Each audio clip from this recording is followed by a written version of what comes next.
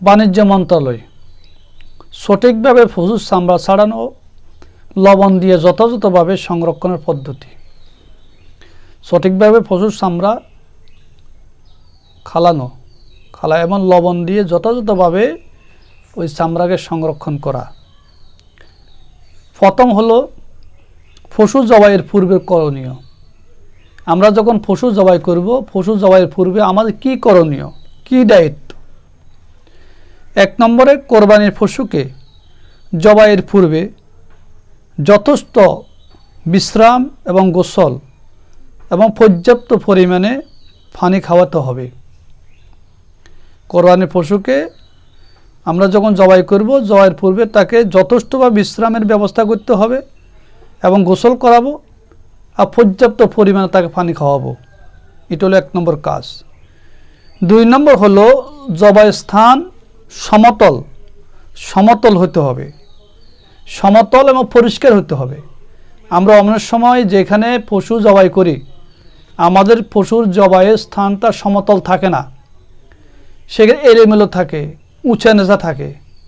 উঁচা নেচার কারণে, সমতল না থাকার কারণে পশুরও কষ্ট হয়, যারা জবাই করে তাদেরও কষ্ট হয়। এই জন্য জবাইয়ের স্থান সমতল হতে হবে, পরিষ্কার হতে হবে। 3 নম্বরে জবাই স্থানে পূর্বের মাটিতে বড় একটা গর্ত করে নিতে হবে, যেন রক্ত সহজে গড়িয়ে ওই গর্তে যেতে পারে। আমরা যখন পশু জবাই করব, পশু জবাই স্থানে নিব, ওই পশু জবাই স্থানটা পূর্বের থেকে একটা গর্ত করে নিব। ওই গর্ত করার কারণে পশুর যে রক্ত খনন হবে, ওই রক্তগুলো যেন ওই গর্তে পতিত হতে পারে বা গর্তে যেতে পারে। 4 নম্বরে জবাই ছুরি বড় হতে হবে এবং যথেষ্ট পরিমাণে ধারালো হতে হবে। পশু জবাই ছুরিটা যদি বড় হয় আর অতি ধারালো হয়, তখন পশুর কষ্ট হয় না, যে জবাই করে তারও কষ্ট হয় না এবং পশুরও কষ্ট হয় না। কারণ পশু তো আমাদের জন্য মেহমান, কোরবানির পশু আমাদের জন্য মেহমান। সে মেহমান হিসাবে আল্লাহর সাথে জব হইতেছে, তাহলে আমরা তাকে পর্যাপ্ত পরিমাণে সম্মান দিতে হবে না? অবশ্যই দিতে হবে। সেজন্য কষ্ট না হয় সেই ব্যবস্থা করতে হবে। 5 নম্বরে জবাইয়ের পর পশুর দেহ হতে রক্ত ভালোভাবে জড়ে যেতে হবে। অর্থাৎ যখন আমরা পশু জবাই করব, পশু জবাইয়ের পরে পশুর দেহ হতে রক্ত একবার ভালোভাবে জড়ে যেতে হবে, ভালোভাবে জড়ে যাব। এরপর আমরা বাকি কাজটা শুরু করব। 6 নম্বরে পশুকে শোয়ানো অবস্থায় টানা হিচড়া করা যাবে না, যেন ঘর্ষণের চামড়া নষ্ট হয়ে যায়। এই জিনিসটা আমাদের অনেক ভুল, আমাদের কাছে, আমাদের মধ্যে অভাব আছে। আমরা অনেকে এই কাজটা ভালোভাবে করি না। পশুকে শোয়ানো অবস্থায় আমরা টানা হিচড়া করি এবং পশুর টানা হিচড়া করে চামড়াকে মাটির সাথে ঘষিয়ে ফেলি, ইটের সাথে, যার কারণে চামড়া নষ্ট হয়, পশুও কষ্ট পায়। পশুকে মানে কোরবানির পশুকে কোনো কষ্ট দেওয়া যাবে না। আর চামড়াতে যেন কোনো দাগ না পড়ে, চামড়াতে কোনো যেন সমস্যা না হয়, এগুলোর দিকে আমাদেরকে লক্ষ্য রাখতে হবে, খেয়াল রাখতে হবে। 7 নম্বরে পরিবেশ দূষণ রোধ প্রকল্পে কোরবানির বর্জ্য দ্রুত সঠিকভাবে অপসারণ করতে হবে এবং জীবাণুনাশক ছিটিয়ে দিতে হবে। জীবাণুনাশক ছিটিয়ে দিয়ে যাতে করে সেখানে পশুর দূষিত রক্ত বর্জ্য এগুলার কারণে যখন সমাজ পরিবেশ দূষিত না হয়, যেন মানুষ কষ্ট না হয়, এই সমস্ত কাজগুলো আমরা করতে হবে। 8 নম্বরে সুবিধাজনক স্থানে অন্য একটি বড় গর্ত করতে হবে, যেন গোবর বা অন্যান্য ময়লা ওই গর্তে রেখে ভালোভাবে ঢেকে দেওয়া যায়। অর্থাৎ যখন আমরা পশু জবাই করব, পশু জবাইয়ের পূর্বে পশুর যে বর্জ্য, মলমূত এবং তার এ সমস্ত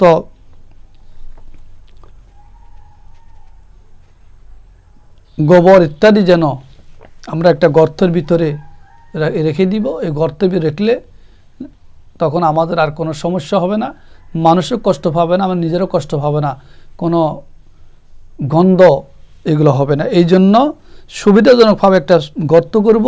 ওই গর্ত করে গর্তের মধ্যে তার গোবর বা অন্য মানে বর্জ্যগুলা সেখানে আমরা মলমূত করে সেইখানে রেখে দিব।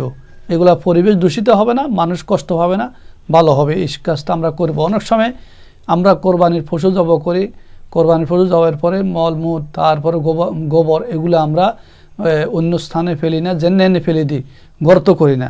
এগুলো করতে হবে। আসেন, পশুর চামড়া সঠিকভাবে ছাড়ানোর পদ্ধতি, অর্থাৎ পশুর চামড়াকে সঠিকভাবে খালানোর পদ্ধতি, কীভাবে খালাতে হবে, চামড়া কীভাবে ত্রুটিমুক্ত থাকবে। চামড়া ছড়ানোর সময় প্রথমে পশুর সামনের এক ফাঁ থেকে বুকের উপর দিয়ে অন্য ফাঁ পর্যন্ত লম্পলম্পিভাবে এবং পিছনের এক ফাঁ থেকে অন্য ফাঁ পর্যন্ত লেজের গোড়া থেকে প্রায় 4-6 ইঞ্চির উপর দিয়ে লম্পালম্পিভাবে কাটতে হবে। একই সাথে চামড়ার জবাই স্থান থেকে ফ্যাটের উপর দিয়ে লেজের গোড়া পর্যন্ত লম্পালম্পিভাবে কাটতে হবে। এই নিয়ম যদি আমরা ফলো করি তখন আমাদের কোরবানির পশুর চামড়া কাটতে বা খালাতে আমাদের কোনো সমস্যা হবে না এবং ত্রুটিমুক্ত থাকবে চামড়া। ওই চামড়ার লাভজনক আমরা বেচতে আমরা ভালো প্রফিট করতে পারবো। 2 নম্বর আছে জবাইয়ের পর চামড়া আড়াআড়ি কাটার জন্য সুচালো মাথার ছুরি এবং চামড়া ছাড়ানোর জন্য অবশ্যই বাঁকানো মাথার ছুরি ব্যবহার করতে হবে। এরপর কোরবানির পশু জবাই এরপর রক্তমাখা ছুরি কোরবানির পশুর চামড়ার উপরে মোছা যাবে না, এতে চামড়ার ক্ষতি হতে পারে। আমরা যখন কোরবানির পশু জবাই করব, কোরবানির পশু জবাই করার পরে যে ছুরি আছে ওই ছুরির যে গায়ে যে রক্ত, ওই রক্তগুলা সহ ওই ছুরিকে কি করা যাবে না, গরুর চামড়ার উপরে মোছা যাবে না। আমরা অনেক সময় গরু জবাই করে গরুর ওই ছুরির রক্তটা আমরা গরুর গায়ের উপরে মুছি না, মুছলে চামড়া কাটা যাবার সম্ভাবনা আছে, সমস্যা হওয়ার সম্ভাবনা আছে। এগুলো কখনো করা যাবে না। কাঁচা চামড়ার বড় ধরনের টুটি, কাঁচা চামড়ার বড় ধরনের টুটি যা অসতর্কতা, অজ্ঞতা এবং ভুল ছুরি ব্যবহারের মাধ্যমে হয়ে থাকে। উপযুক্ত প্রশিক্ষণ, সতর্কতা ও বাঁকানো মাথার ধারালো ছুরি ব্যবহার করে পশুর চামড়া সঠিকভাবে ছড়ানোর পদ্ধতি অর্থাৎ খালানোর পদ্ধতি, কিভাবে পশুর চামড়া আমরা খালাতে হবে, কিভাবে পশুর চামড়া খালাইলে পশুর চামড়াতে কোনো দাগ পড়বে না, ত্রুটিযুক্ত হবে না। আসেন কাঁচা চামড়া সংরক্ষণ করার পদ্ধতি। আমরা তো কাঁচা চামড়া সংরক্ষণ করি, এলোমেলো ফেলে দিই না। তো কাঁচা চামড়া সংরক্ষণের পদ্ধতি আমরা কিভাবে কাঁচা চামড়াগুলো সংরক্ষণ করব। চামড়া ছাড়ানোর পর লবণ দিয়ে সংরক্ষণের পূর্বে অবশ্যই চামড়ায় লেগে থাকা চর্বি, মাংস, রক্ত, মাটি এবং গোবর ভালোভাবে পানি দিয়ে ধুয়ে চামড়ার ফানে জড়িয়ে লবণ প্রয়োগ করতে হবে। যখন চামড়া গরুর গায়ের থেকে আলোক করা হয় তো চামড়ার মাধ্যমে চর্বি থাকে, মানে আগলা গোস্ত থাকে, বিভিন্ন রক্ত থাকে, মানে এই সমস্তগুলোকে ভালোভাবে আমরা পরিষ্কার করব। পরিষ্কার করে এরপরে চামড়ায় লবণ লাগাবো। 2 নম্বরে কাঁচা চামড়া ছাড়ানোর পর সংরক্ষণের জন্য গরুর চামড়ার ক্ষেত্রে 8-10 কেজি এবং ছাগল ভেড়ার চামড়ার ক্ষেত্রে 3-4 কেজি লবণ প্রয়োগ করতে হবে। লবণ এমনভাবে প্রয়োগ করতে হবে যেন চামড়ার ফ্রেশ সাইডের কোনো অংশ ফাঁকা না থাকে। লবণ সমভাবে চামড়ায় ছড়িয়ে দিতে হবে, অর্থাৎ চামড়া এমনভাবে আমরা লবণ প্রয়োগ করব যাতে করে পুরো চামড়ার মধ্যে কি লবণ পৌঁছে যায়। তো এই জন্য বলছে গরুর চামড়ার ব্যাপারে, গরু ভৈঁস এগুলোর চামড়ার ব্যাপারে 8 থেকে 10 কেজি, আর ছাগল ভেড়ার চামড়ার ব্যাপারে 3 থেকে 4 কেজি। এইভাবে লবণ আমরা ব্যবহার করতে হবে। এইভাবে লবণ ব্যবহার করলে চামড়াটা নষ্ট হবে না। কারণ চামড়া হলো জাতীয় সম্পদ। জাতীয় সম্পদ, যদিও এই দেশে বর্তমানে একটা নতুন পদ্ধতি তৈরি হয়েছে, একটা কৌশল অবলম্বন করা হয়েছে। সরকার এমন একটা কৌশল অবলম্বন করে, কারণ এই চামড়াগুলো তো বেশিরভাগ আমাদের দেশে ধর্মীয় প্রতিষ্ঠান যেগুলো আছে, ধর্মীয় প্রতিষ্ঠানগুলো কালেকশন করে, এরা কিনে নেয়, এরা চামড়াতে লবণ লাগায়, এরপরে চামড়াটা এরা বিক্রি করে। তো এখন ধর্মীয় প্রতিষ্ঠানগুলি যে চামড়াগুলো খরিদ করে নেয়, বা এরা অনেক সময় এখন লস দিয়ে বিক্রি করে, কারণ সরকার তার কোনো কি মূল্য দিচ্ছে না, রেট দিচ্ছে না।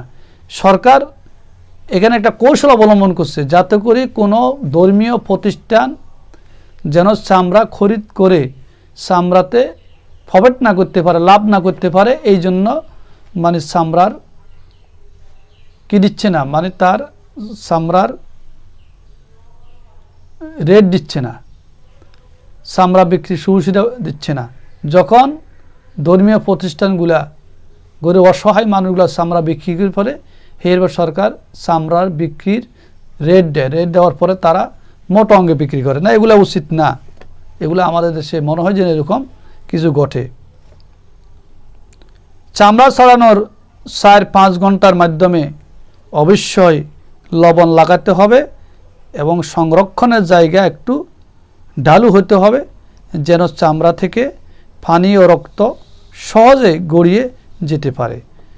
যখন চামড়া খালাইবার 4-5 ঘন্টা পরে তার মধ্যে লবণ লাগানোর ব্যবস্থা করতে হবে, লবণ লাগাইতে হবে। আর যেখানে আমরা চামড়ায় লবণ লাগাইবো, চামড়া পরিষ্কার করব, ওইখানে জায়গাটা একটু ঢালু হইতে হবে, যাতে করে লবণ লাগাইবার পরে তার ওই যে চামড়ার পানি বা রক্ত এগুলো যেন সরে যায়।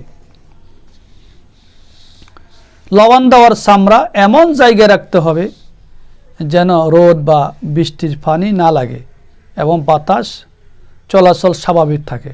দেখেন, আমরা অনেক সময় কি করি, চামড়াতে লবণ দিয়ে এমন জায়গায় রাখি, হয়তো রৌদ্রের তাপ লাগে, হয়তো বৃষ্টির পানি পড়ে। তো বৃষ্টির পানি, রৌদ্রের তাপ লাগলে এগুলোর কারণে চামড়া নষ্ট হয়ে যায়। এই জন্য আমরা এমনভাবে রাখতে হবে লবণ লাগানো চামড়াগুলো, যাতে করে রোদও বেশি না লাগে, তার বৃষ্টির পানিও না লাগতে পারে, যাতে করে বাতাস স্বাভাবিক থাকে, একেবারে বেশি না কম না, স্বাভাবিক বাতাস থাকে। এবার রাখবো, তখন চামড়াটা আর নষ্ট হবে না। তো আমরা হাজির, অবশ্যই কোরবানির পশুর চামড়া এটা আমাদের দেশের মূল্যবান সম্পদ, জাতীয় সম্পদ। এই জাতীয় সম্পদ কখনো আমরা নষ্ট করতে পারবো না, নষ্ট করতে দিব না। জাতীয় সম্পদ যদি নষ্ট হয়, দেশের ক্ষতি হবে, দেশের লাভ কমে যাবে। এই চামড়াগুলা বাহিরে সাপ্লাই করা হয়, বিক্রি করা হয়, আমদানি রপ্তানি করা হয়। যে আমদানি রপ্তানির মাধ্যমে আমাদের দেশের একটা বৃহৎ লাভ অংশ আসে। এই অংশের দ্বারা দেশের উপকার হয়, জাতির উপকার হয়, বিভিন্ন মাদ্রাসার উপকার হয়, গরিব অসহায় মানুষের উপকার হয়। এই জন্য চামড়াগুলো আমরা যথাযথভাবে সংরক্ষণের ব্যবস্থা করব, যাতে করে কোনো সমস্যা না হয়। যে সমস্ত কথাগুলো বলছি এগুলো খুব জরুরি মাসাল, জরুরি কথাবার্তা। এগুলোর সাথে অনেক কিছু শরীয়তের ব্যাপার স্যাপার আছে। এই জন্য আমরা কখনো চামড়া নষ্ট হওয়ার কোনো চামড়া নষ্ট হতে দিব না। এই জন্য আমরা যথাযথভাবে কোরবানির পশুর চামড়াকে আমরা যত্নর সাথে আমরা এটাকে কীভাবে হেফাজত করব, যত্নর সাথে আমরা এটাকে নিয়ন্ত্রণ করব। আল্লাহ আমাদেরকে আমল